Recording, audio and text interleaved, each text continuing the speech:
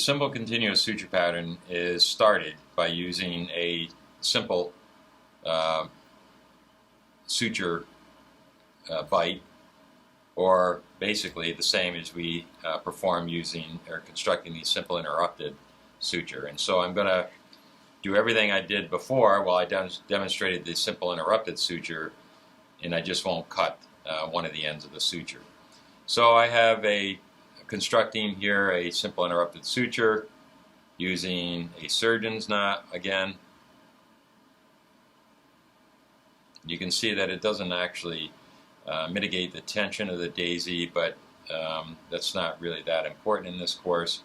I'm putting on 2 additional throws,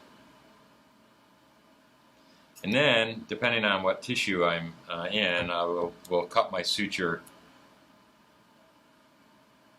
to about that length, so 1 centimeter.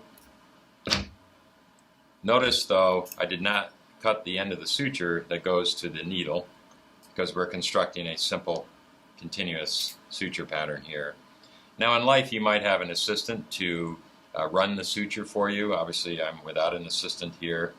So I basically have a simple interrupted suture that I have not cut the long end of the suture. Now I'm ready to do a simple continuous pattern. And again, depending on the width of your incision, you may be able to go straight across in 1 bite, but here I find it necessary to do 2 bites. So we're separating the suture bites by, say, 8 millimeters or so. You wouldn't want to go more than 10 millimeters or 1 centimeter. You can see that this, even a continuous pattern, it doesn't mitigate the tension on the daisy, and so there's a gap in the suture pattern. You can try to close that by putting more tension here. Hopefully that will hold. And depending on how long the incision is, you can go ahead and finish the incision. We won't do that. Now, there's always a question of how you end a continuous suture pattern.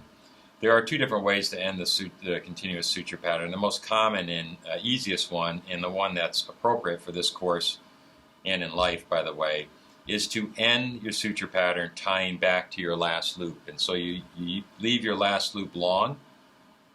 Obviously, if I didn't, it would be like this. But I can leave that last loop long here and simply tie across and end the suture or suture pattern in that regard. The other way you can end a continuous suture pattern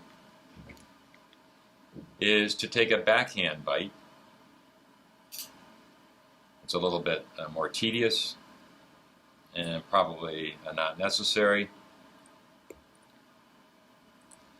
End it in this regard, and then you can tie straight across to your last loop. The only difference here is that when you tie in this regard, your knot actually ends up being straight across, so perpendicular to the long axis of the incision, whereas the first technique I demonstrated, tying back to the last loop without doing the backhand technique, your knot ends up being diagonal across the suture line. It's not a big deal, both are appropriate, but there are 2 ways of ending a continuous suture pattern.